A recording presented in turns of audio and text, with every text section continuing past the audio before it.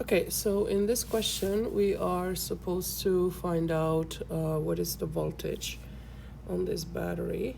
And I'm just going to indicate here negative and positive terminal of that battery. We haven't talked about that much yet, but we will get to it very, very soon. Okay, so we have a little charged particle here, right? And obviously, if there was no electric field, that means it wouldn't be connected to the battery. This particle would experience only one force.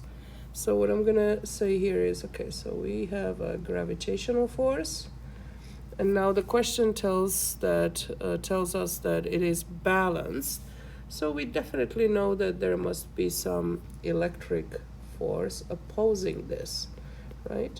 Now I want you to think about this a little bit, because if this is my negative pole here, right, and this is my positive, what do we know about electric field lines? Well, we know they are directed from the positive to negative, right? So that's the electric field between these parallel plates. And that also means that the force that the positive particle would experience is also directed up. So it all makes sense within the context of this drawing. Now, to solve this question really is fundamentally solve the basic equation. Well, what is my gravitational force? And when does that equal to this electric force? Because they are in equilibrium.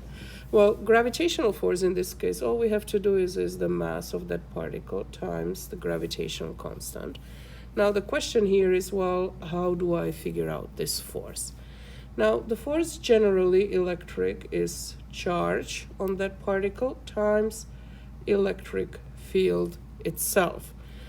Now the important thing here is to realize that K times Q1 Q2 over R squared is not something that we want to consider here.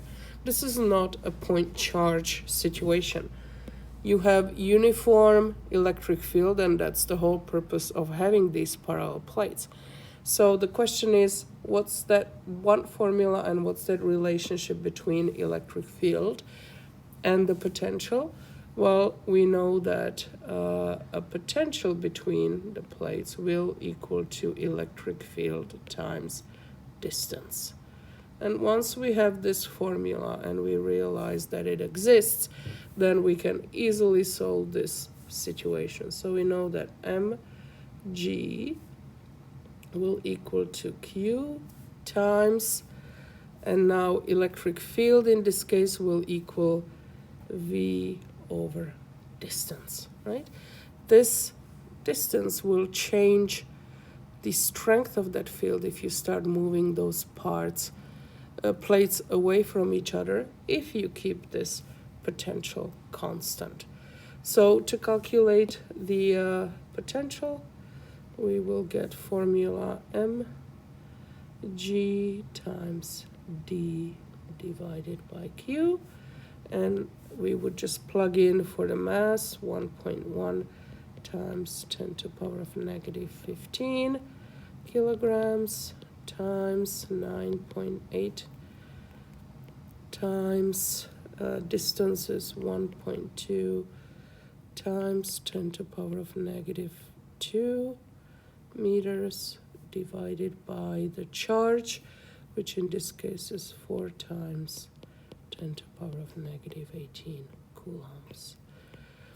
And whatever answer you would get, I don't have it numerically, it would be in voltage, so in volts.